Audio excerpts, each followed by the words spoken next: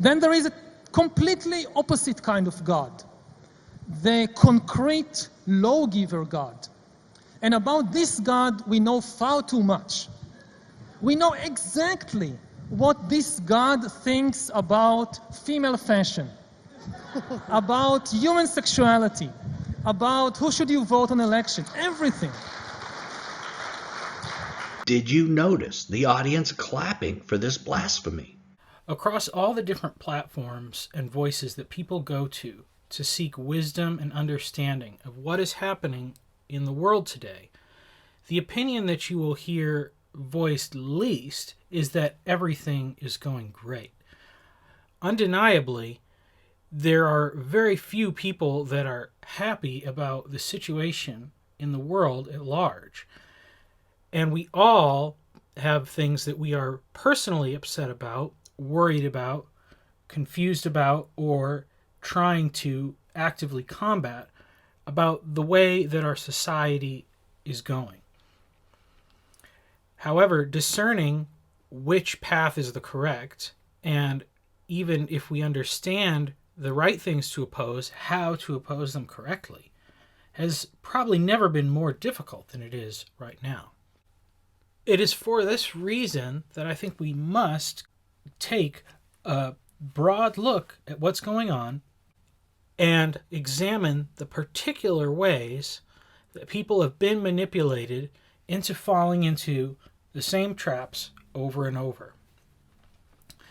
Perhaps one of the most infuriating things that you will hear from many sides is the appeal to authority, that we ought to listen to someone because they are in charge, and their credential may be academic prestige or simply a high intelligence, and that we who are in a position less informed or less knowledgeable or less able to see things the way that they do should defer our own opinions and observations about what's going on to their wisdom and judgment.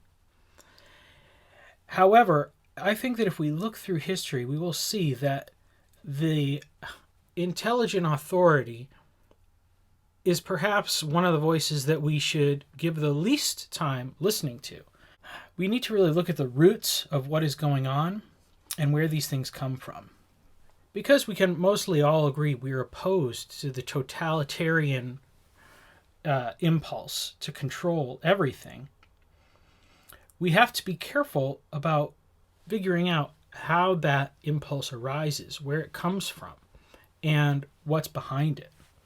And I think that we must examine not only history, but we must contrast what we've seen in repeated patterns in history with what was revealed through God's Word. However we attempt to describe the devil or Satan or the forces of darkness and evil, they are the forces that are opposed to the will of God in this world. Whatever God calls good, evil hates. Whatever God commands his people to do, the enemy tries to stop. While we live in a time that makes discerning the will of God arguably more confusing than ever before, if we can cut through the fog to the most basic directions that we have received from God, we can more easily understand where the opposition lies. The most basic things we know is that God calls creation good. Humanity is good. Male and female were they created, and that was part of good. And his desire for them is to fill the earth and to multiply. Before there was any influence of corruption, God had instituted marriage as defined by the union of one man and one woman, becoming one flesh, and the family as the building block of society.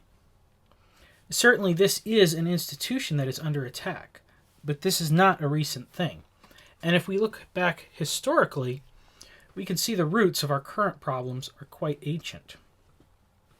Now, this was a very good tweet that I saw from Gavin Ortland, and he quoted C.S. Lewis, who describes Satan as the horrible coexistence of a subtle and incessant intellectual activity with an incapacity to understand anything. He says, "Evil, be thou my good," which includes "Nonsense, be thou my sense," and his prayer is granted. Now, the opposition that opposes God's will is not Manichaean dualism, because it opposes specifically the things that God commands for people to do, and it does it without understanding. Therefore, it ultimately furthers the goals of God towards completion, but in the process, it causes an immense amount of harm, and so it should be opposed by those who are wise. Now, I'm going to play an example of a description of society that opposes the will of God. Over here, we have what I call a hierarchical view of human society. Here's the state at the top, and the collectivist says it includes everything else: marriage, family, school, temple, business, union, workers' guilds, whatever, and the individuals are down here. The collectivist view says the state intrinsically has that authority, it exercises it, and of course, it's just about guaranteed then that the state will rule the totality of life. That's what totalitarian means. We talk about kinds of rule that we object to sometimes as dictatorships or so on, and yet that doesn't really tell us what we need to know. What does the state, how much of life does the state think it has the right to control? That's the question. And the collectivist says everything. So a collectivist like Aristotle is going to say the state is going to say who can marry. The state is going to determine what's taught in the schools, what the religion of the people will be, and so on. Aristotle starts in his political theory, raises the question, how much unity does there need to be in the state for the state not to fall apart? And he says Plato had it wrong, and then that was his teacher. And then he goes ahead and over the next few chapters, he lists the things that the state has to control and force everybody to do alike in order for the state to stay together, not to disintegrate. And among those things are they have to speak the same language, they have to have the same education, they have to worship the same gods, dance the same dances, celebrate the same holidays, and so on. That listing there, including religious belief, as he did, is very fateful for the history of Europe long after he was gone. You see, the kings and queens, the nobility of European nations, were taught Aristotle. Having an education meant that you studied these ancient Greek thinkers. And here's Aristotle telling the kings that if you don't have a unity of religious belief in your country, it's a threat to the state and it'll fall apart. If you want to know why so many kings, especially in the Middle Ages, were executing people for having differences of opinion in religion, why the Counter-Reformation thought it was justified in going after Protestants and executing them and so on, it's because of what Aristotle taught. Scripture doesn't say the state will fall apart if people hold different religions. It envisions the state as being partly Christian, partly not, right? We are called to go preach the gospel to the people that don't yet believe it or have never heard it. And that sort of assumes that they're within your same territory. Now the whole world had one language and a common speech. As people moved eastward, they found a plain in Shinar and settled there. They said to each other, "Come, let's make bricks and bake them thoroughly." They used brick instead of stone and bitumen for mortar. Then they said, "Come, let us build ourselves a city with a tower that reaches to the heavens, so that we may make a name for ourselves. Otherwise we will be scattered over the face of the whole earth." But the Lord came down to see the city and the tower the people were building. The Lord said, "If as one people speaking the same language they have begun to do this, then nothing they plan to do will be impossible for them. Come, let us go down and confuse their language, so they will not understand each other." So the Lord scattered them from there over all the earth, and they stopped building the city. That is why it was called Babel, because there the Lord confused the language of the whole world. From there the Lord scattered them over the face of the whole earth. While most of us look at this form of government and would say that we are opposed to this for very good reasons, we are not as careful as we ought to be in examining how we have been influenced in our worldview by thinkers such as Aristotle. Now, Aristotle was the teacher of Alexander the Great, and Alexander the Great made it his mission to conquer all of the known world.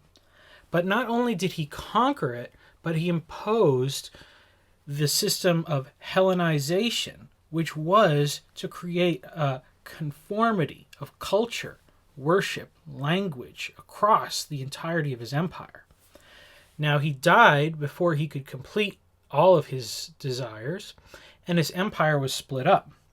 But one of those who most fully attempted to continue that mission was Antiochus Epiphanes, who was recognized as a figure of evil in history for his desecration of the Jewish temple and his attempts to exterminate God's people. Now, I would say that within the biblical account, we can see other examples of this similar behavior, that genocide was attempted during the time of Moses and during the time of Queen Athaliah.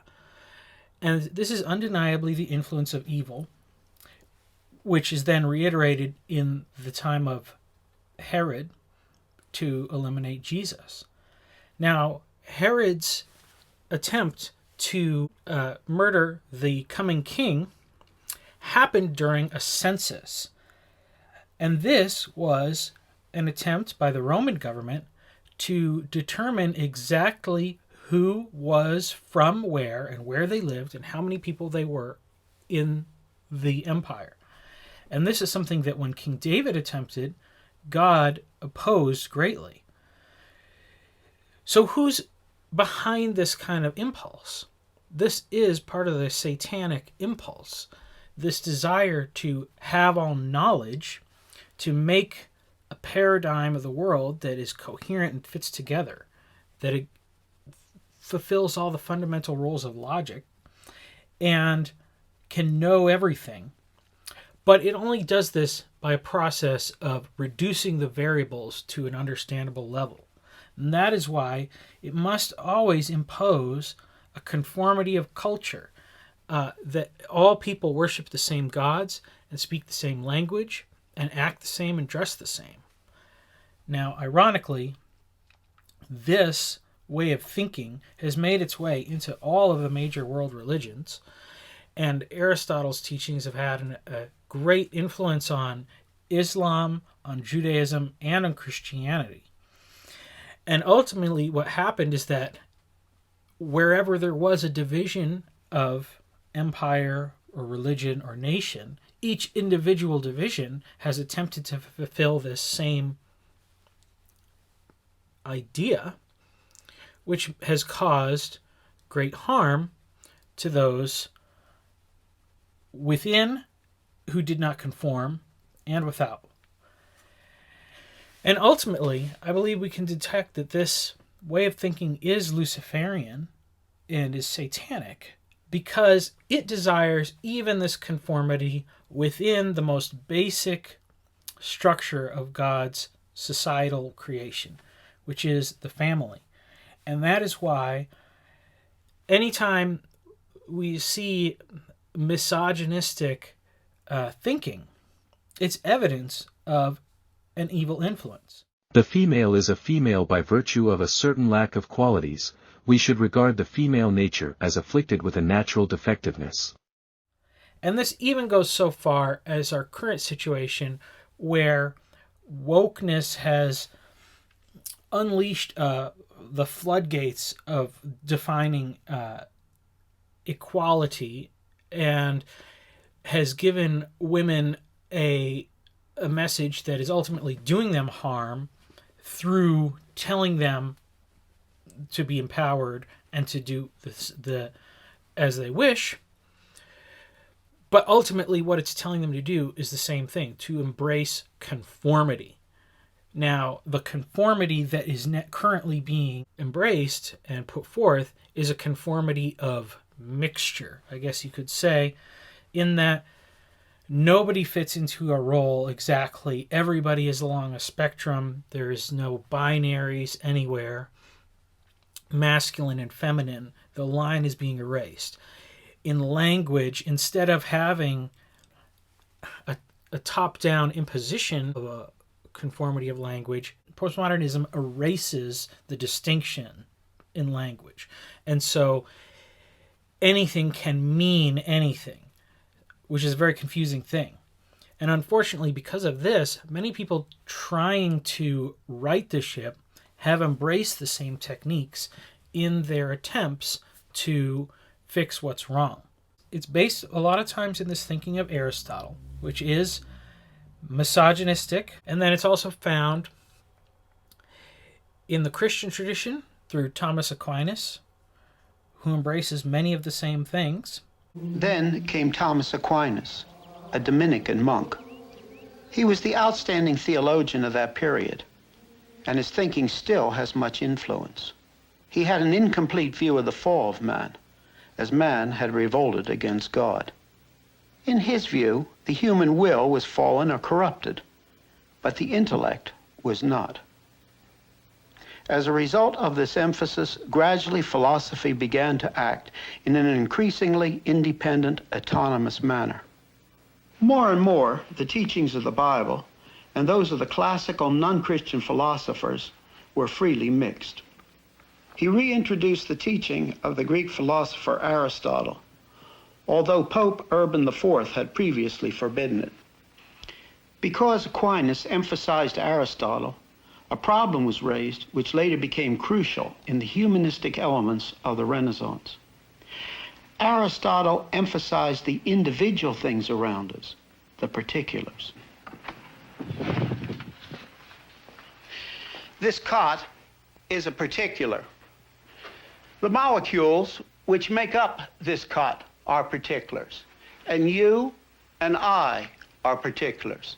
Beginning from man alone, and from the individual things in the world, that is the particulars, the problem then is how to find an ultimate and adequate meaning for the individual things. And most important, how to find a meaning for man and for life. And what will be man's basis for morals, value, and law. Later, the mixture of biblical teaching and non-Christian philosophy led to the question, is the Bible really necessary? Since truth could seemingly be reached without it. What has happened, of course, is that Thomas Aquinas in the Middle Ages has opened the floodgates in his emphasis on Aristotle and on the particulars. And as this is done, philosophy is increasingly made free from anything that God has said. And as such, we find that man begins to take over and place himself at the center. If ever there were such a thing as a medieval Roman Catholic, Thomas would be your man. He was a Dominican, for example, an order established with the purpose of suppressing the Waldensian proto-Protestant movement, and whose methods included savage persecution, and which Thomas defended. This kind of thing should at least give classical Protestants some pause. There are all sorts of reasons for supposing that one's general worldview and outlook might easily seep into your theology proper. Much of the theological impetus of the Reformation consisted of a revolt against the barking of the schoolmen, as Calvin might put it, of whom Aquinas was King Daddy. And so it is that I begin to suspect something really odd is afoot when men want to, quote-unquote, charitably read Aquinas through a Protestant lens, and who at the same time look at me with grave concern and suspicion. A female is deficient and unintentionally caused. For the active power of the semen always seeks to produce a thing completely like itself, something male. So if a female is produced, this must be because the semen is weak, or because the material, provided by the female parent, is unsuitable, or because of the action of some external factor such as the winds from the south which make the atmosphere humid. And this is part of the worldview that is now being upheld as a way back to order.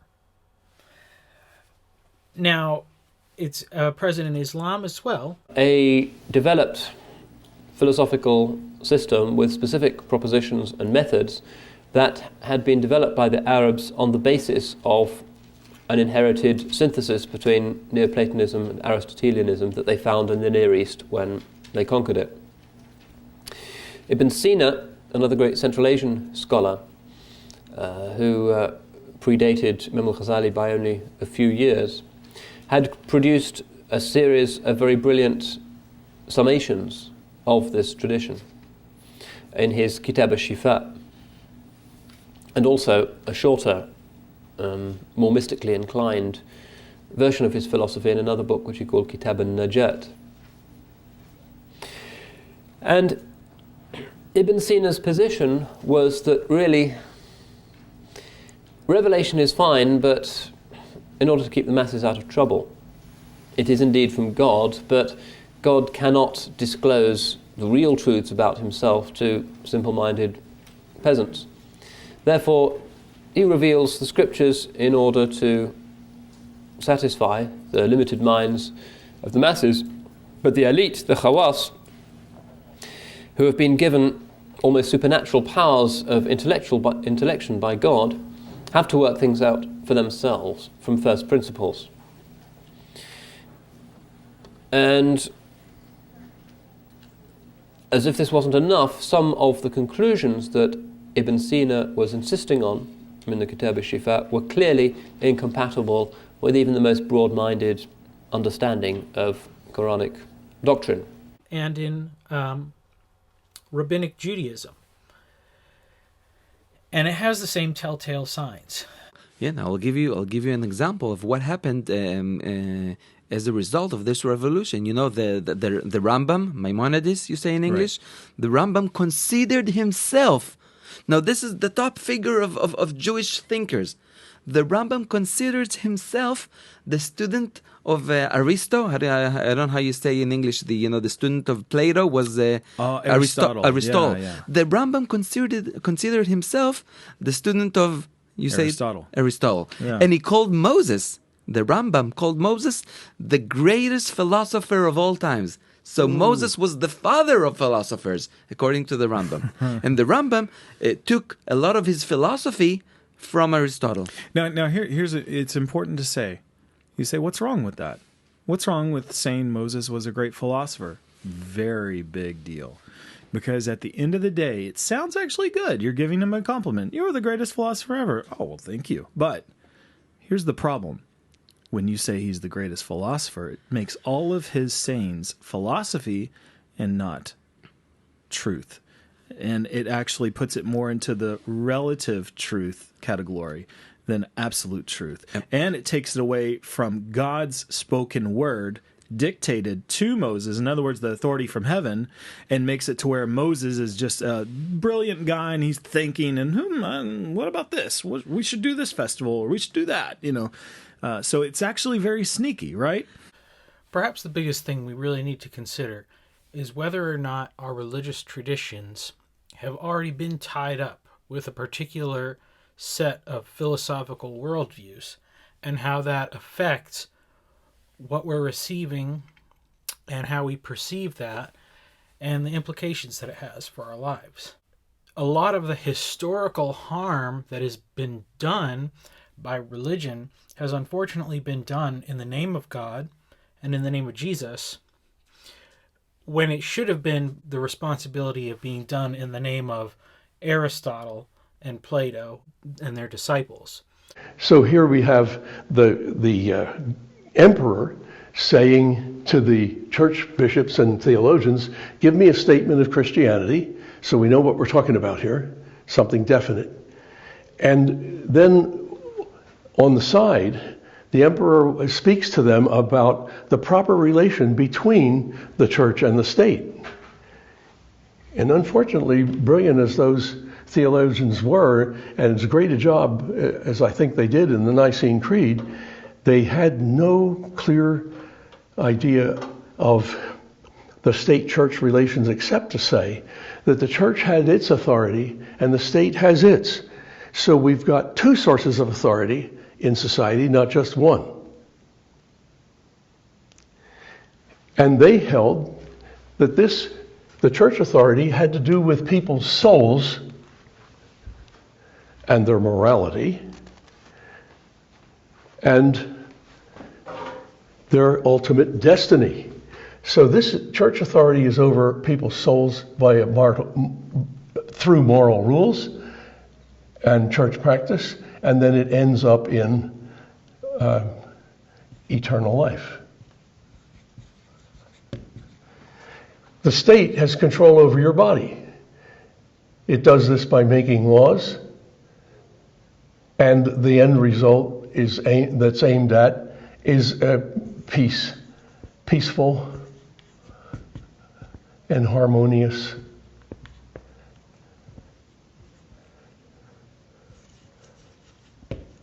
life until death. This is eternal life after death, of course. So they've got a theory here that has two sides to it. The church has its authority, the state has its. They interact in this way. The state is going to protect the church is going to approve of the state. So for many centuries, this idea of split authority in practice meant that the church crowns the king in a public ceremony. The state, meanwhile, protects the church from persecution. Actually, it turned out that it enforced conformity. In other words, in most countries in Europe, it became the case that whatever the king said was the religion, that was it. Of course, it's some form of Christianity, but is it Eastern Christianity? Is it Roman Catholic Christianity? Is it Protestant? And as you probably already know, this whole thing after the Reformation ended up in a huge war. And everybody got terribly sick of this war. And they voted, all the countries of Europe got together and they all agreed at the Peace of Westphalia, 1648, they all agreed that anybody who is Catholic could live in a Catholic country. If they were in a Protestant one, wanted to move, they were free to move. They were not going to be harassed or attacked or anything like that. The Protestants had the same right. They could go to a Protestant area or they could stay in a Catholic area, and there was going to be tolerance now. There was no more of this burning people at the stake stuff or going out on the battlefield and shooting at each other. So in that way, they tried to calm things down.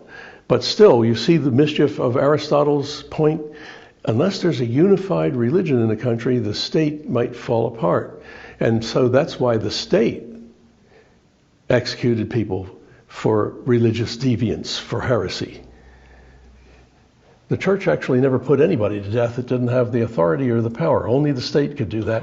So it had to be that the king made a law that made heresy the same as treason, and you were executed for treason. This became the ensconced arrangement, especially in Europe, and it lasted centuries. The division between these two authorities in life, the state and the church, looks as though you draw a nice tidy line. But in fact, in practice, it resulted in endless messy debates about who had the authority here and why. And they never were settled. In 1609, Galileo began to use the telescope, a newly invented instrument. And what he saw and wrote indicated that Aristotle had been mistaken in his basic ideas concerning the makeup of the universe. When the Roman Church attacked Galileo and Copernicus, it was not because their teaching contained anything contrary to the Bible, but Copernicus and Galileo's teaching did deny the Aristotelian elements which had become a part of the teaching of the Church. Copernicus taught that the earth went around the sun and not the sun around the earth. And Galileo defended the compatibility of Copernicus and the Bible. Condemned by the Roman Inquisition in 1632, Galileo was forced to back down. But his writings continue to testify not only that Copernicus was right, but that Aristotle was wrong.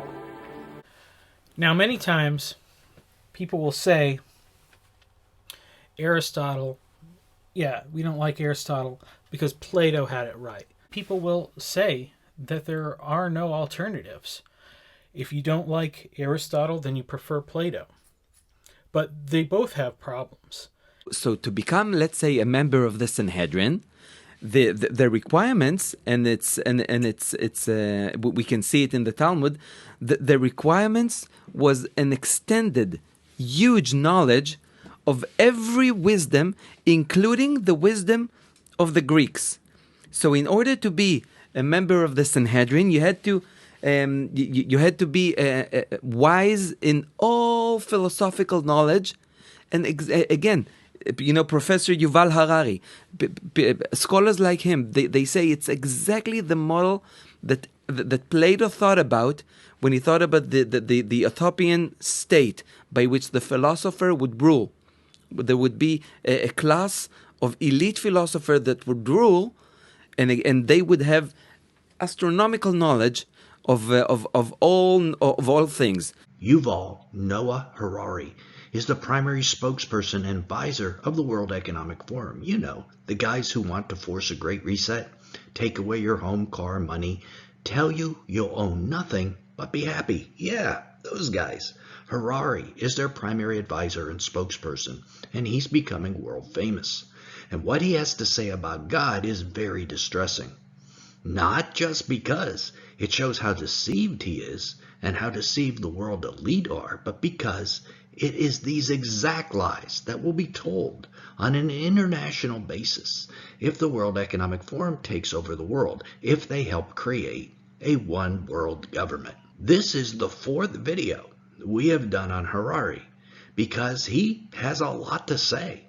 Things about transhumanism and governments and corporations now having the ability to hack humans. How this will lead to a loss of your soul and your free will. And he speaks of these things as if they're good, as if they're good things. One of the fundamental things of Greek philosophy is the idea that in opposing views, they're always united in a higher synthesis. The essence of philosophical studies. What are the philosophical methods that the rabbis converted into the yeshiva? That's exactly the second point.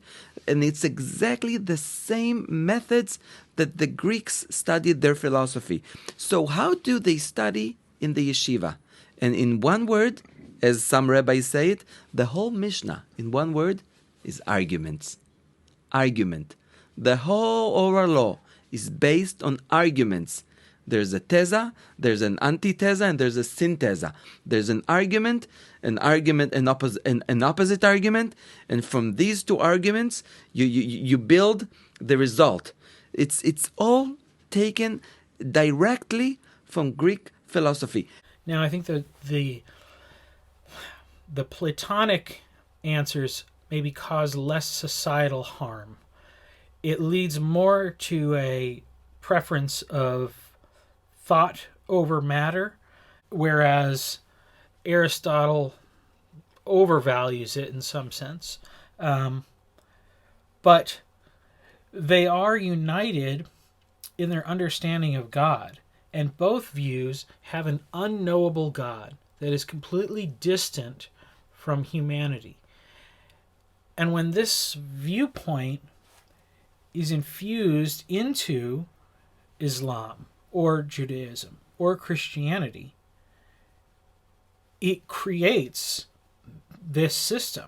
Because we've arrived at this position through the greatness of our intellect, we must surrender our will to the desires of the great leader.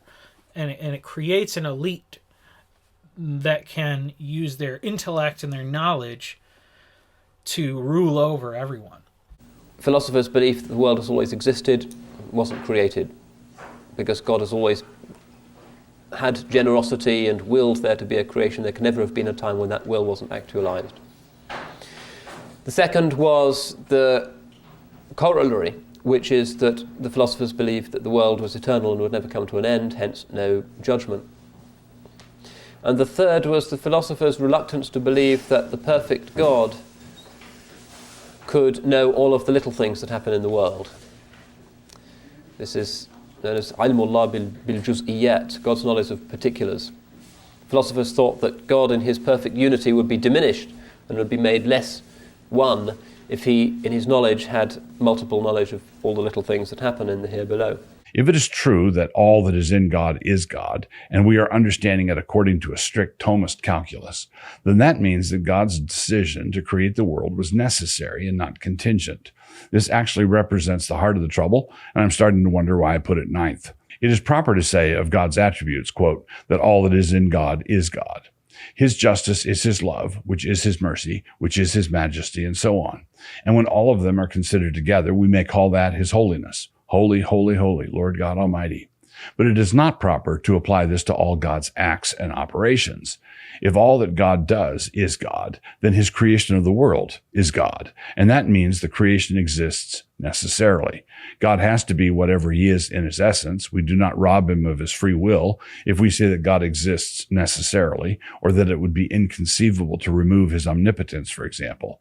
But if God's decision to create the world the way he did is God, then that does rob God of his free will. It is better to say that God created me with 10 fingers and that he could have done otherwise. God has no body, God is not a body, and we should not attribute to God any sort of body. This is, the way I was quoting it is actually from a Hebrew poetic restatement of Maimonides' 13 principles of the Jewish faith. Maimonides' Rambam actually wrote the section on the 13 principles in Arabic, but we're more familiar, most of us, with the Hebrew paraphrase from the Yigdal hymn that is often sung at the end of services. And Maimonides' assertion that God does not have a body is, in fact, I think, the standard idea of Jewish theology that most of us were brought up with. Indeed, I think Jews, Christians, people who are religious, people who aren't religious, generally say that one of the revolutionary aspects of the Tanakh, of the Jewish Bible, when you compare it to other ancient religious texts, is precisely the idea that the God of the Tanakh, unlike the other gods of the ancient world, is invisible. You can't see this God because this God doesn't have a body to be seen. This God is not located in one particular place. This is a God who is everywhere, but nowhere, in no one particular place. What we forget, precisely because Rambam, Maimonides, was so successful, is that when he said this, it was actually a revolutionary idea. When, smack in the middle of the Middle Ages, Maimonides, and already before him some other Jewish philosophers in the early Middle Ages, especially Saadia Gaon, when they suggested that our God doesn't have a body, this was actually a new idea, and it was an idea that was rejected by many of their contemporaries, of their Jewish contemporaries. In fact, scholars more recently, looking at the Bible and at the Talmuds and at the Midrashic literature, have pointed out that, in fact, the God of the Bible, the God of the Talmuds, the God of the Midrashim, does seem to have a body. There is no verse anywhere in the Bible that clearly tells us that God doesn't have a body. And there are many, many verses that do refer to God's body parts, to God's location in a particular space at a particular moment. This is part of what I point out at the beginning of my book. Some of my colleagues in rabbinic literature, especially Professor Yair Lorberbaum from the Bar Ilan University and Alon Goshen-Gottstein from the Elijah Institute in Jerusalem, have written on God in the Talmudic literature, pointing out that there are simply no statements anywhere in Talmudic literature that claim that God doesn't have a body, and plenty of statements that seem to assume that God does have a body. It's for this reason, if you take a look at Maimonides' greatest philosophical work, The Guide to the Perplexed, the Moreh Nevuchim, that he spends about the first third of that philosophical work trying to explain why the Bible, when it talks about this God who of course doesn't have a body, seems to refer so often to this non-bodied God's body. Before he can really get going with his philosophy, he has to spend about 75 chapters explaining away all the evidence from Judaism that actually works against one of his main bedrock beliefs. Because the church with its liberal theology has left a vacuum. Man, beginning from himself alone, was now expressed and taught in theology and in theological language. In the Renaissance, men had attempted to mix Aristotle and Plato with Christianity. This new theology was an attempt to combine the rationalism of the Enlightenment with Christianity. It is often called religious liberalism. It was embarrassed by the supernatural and often denied it entirely. For example, the resurrection of Christ from the dead. But it tried to hold on to a historical Jesus by sifting out from the New Testament all those supernatural elements which the New Testament taught about Jesus. An a priori commitment to Thomism requires an immobile God, and this collides with many plain statements of Scripture, as well as being out of conformity with the early creeds. God is love, 1 John 4:8, and love is not immobile. The Father sent the Son into the world, John 3:17, John 10:36, and sending is not immobile. And when we look at Nicaea, for example, one of the things we should notice would be the verbs. Within the Godhead, the Son is eternally begotten, and the Spirit proceeds from the Father and the Son. Now, in line with an earlier point, we must confess that our understanding of begetting and proceeding in the temporal world do not map exactly onto what is happening within the Godhead. But we do know enough to say that begetting cannot be understood as something that is nothing at all like begetting, or proceeding being nothing at all like proceeding. God teaches us to call him Father, not because he is identical to human fathers, but rather because that language communicated something important to us. And in the same way, the language with which God reveals himself, and which the historic church has confessed, does not give us a frozen infinite iceberg ad intra. Harari first defines what the term God means to him. So do you believe in God? No. Okay, so you don't believe in God. The word is problematic. There are two kinds of gods in the world. And people tend to mix them. There is one God, the mystery God, about which we know nothing. The chief characteristic of this God is that he is mysterious, and humans can't understand and can't say anything about this God. And this is a mysterious God. The chief characteristic of the mysterious God is that we know nothing about him, or her, or it, and I'm perfectly happy with this God. We must understand that when God acts, it is not with a desire to punish humans for doing wrong. It is, in a sense, to create the means for them to do better. And one reason why we should be suspicious of the teachings of the philosopher is that they're unaware of the circumstances that allow them to be a philosopher. When Adam and Eve are discharged from the garden, what God does is increase the difficulty with which Adam needs to acquire food. Now, prior to that, all they had to do was reach out and grab the food, and they would be fed. But God determined that for his own sake, in his fallen nature, man needed to work hard, and that there is something about that effort being put forth that would keep him out of trouble. And therefore, we should be suspicious of those who don't have the same necessity of working hard.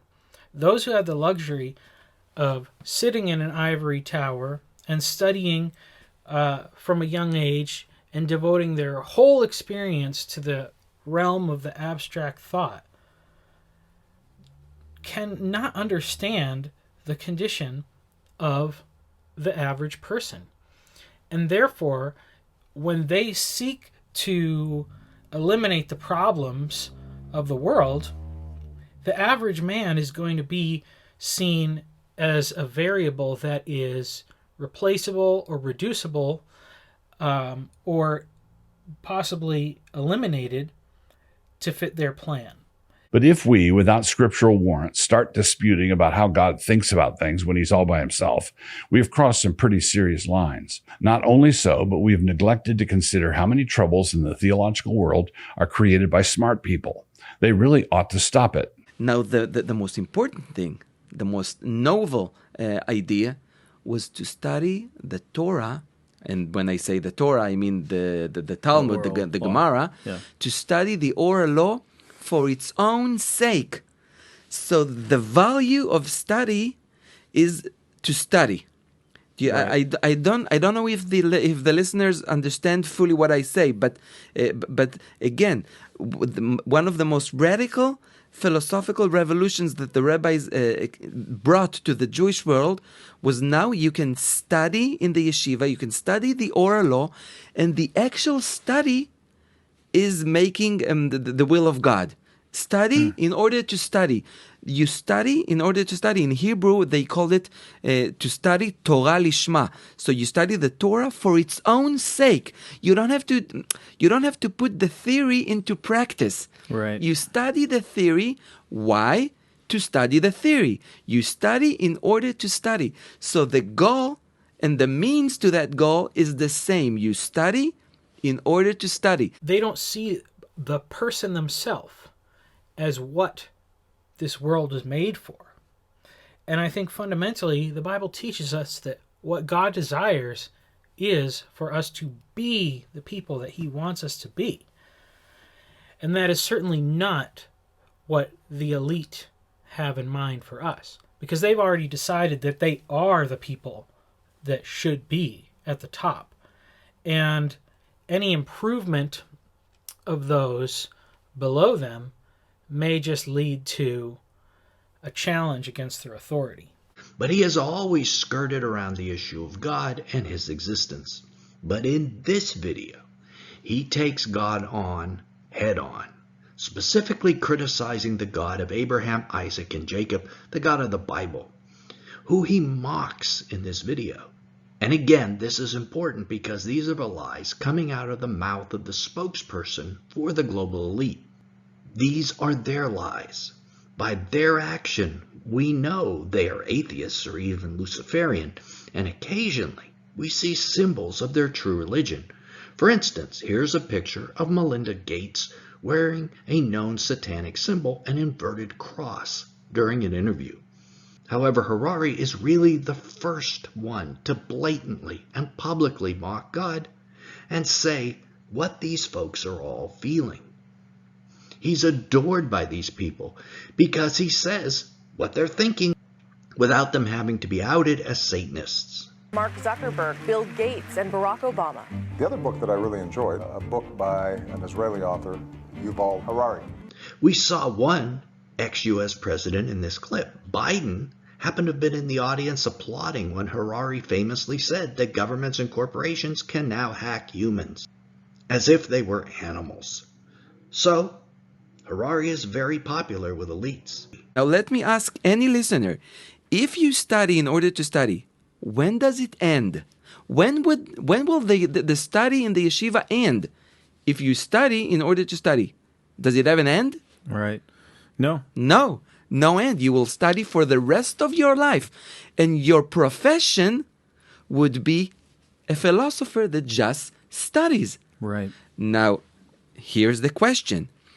If the rabbis are a sect, and Josephus is telling us that in the Second Temple period, they were 6,000 men. If the goal is just to study for the rest of your life, where does the money come from? If you're not making any money, you're not buying, you're not selling. Your goal is just to be in the yeshiva forever and study the oral law. Who's going to support you? Who's gonna put money inside? Who's gonna pay for the rent? Who's gonna pay for groceries? So now the rabbis knew that not all of Israel could study. They said actually 1 out of 1,000. So the rest of Israel, the rest of the people have to support the wise disciple, the Talmidei Chachamim, the Talmid Chacham, the wise disciple. That's exactly what our tax dollars go to in Israel every. So every you year. have to support the philosopher so he could study, because by studying, and it actually says in the Talmud, by studying they are machzikim et haolam, that they're mekayimim et haolam, they support the world. It's like the world is operating due to their studies in yeshiva.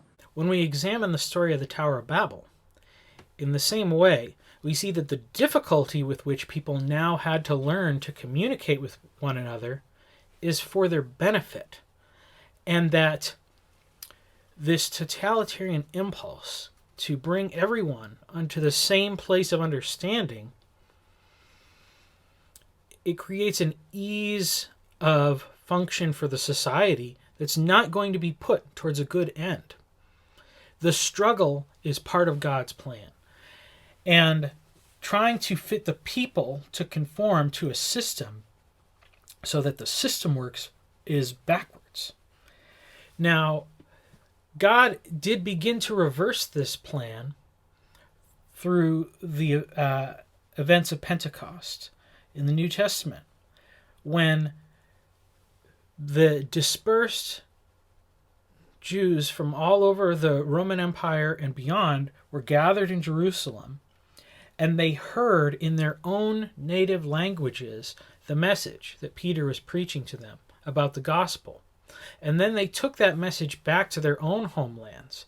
And not all of those places had an established church that lasted for generations, although some of them did. But they began to plant the seeds of a new way of thinking and living within those communities. When we look at the time of Greek and Roman antiquity, we must realize, like Tom Holland says, we view it with this rose-colored lenses, where we talk about how wise they were, how much knowledge they had, and this great liberal education. But we're completely blind to the abuse of the slaves and the violence that underpin that whole society, and the misuse of people, particularly women and children and anyone who was different than the class of the elites. And so we must be really careful when we hold up this time as a time of great knowledge and wisdom, because it may just be that incessant intellectual activity with an incapacity to understand anything. Basically, we need a philosophy that is grounded in the truth of the Bible, in the reality of creation, and that accounts for the destructive force that happens at the fall, but also the redemption of God's plan. Creation, fall, redemption is the essential pattern that we have to use when we're reading the Bible and when we're evaluating worldviews. And anything else will fall into some sort of a dualism with an unknowable God at the top. And if we believe that God can reveal himself to us through revelation, then we should hold those words above any philosophical system or any theory of man or any of the arguments about why this is the best way. And I think that the key is within that theological assumption about the nature of God, that while God is infinite and above all things and greater than all things, he is personal. And we can know him. And the purpose of his word was to reveal himself to us. And over history and time, that revelation is increased. ultimately in the person of Jesus Christ and his death, burial, and resurrection. But prior even to that, in Proverbs, what are we admonished? Trust in the Lord with all your heart, and lean not on your own understanding. In all your ways submit to him, and he will make your path straight. We are admonished to trust in him as a person, not in an elite, not in a rabbi or a theologian, but only in God. And all arguments have to be measured against what is revealed through his words, and not simply on rational arguments. Near the end of his life, Thomas Aquinas had a mystical experience that caused him to stop writing. Quote, "Everything that I've written seems straw in comparison with what I've seen." Close quote. May it not be too much to ask that God give us the grace to see something similar, Ephesians 1:18 and 19, and to come to a similar conclusion.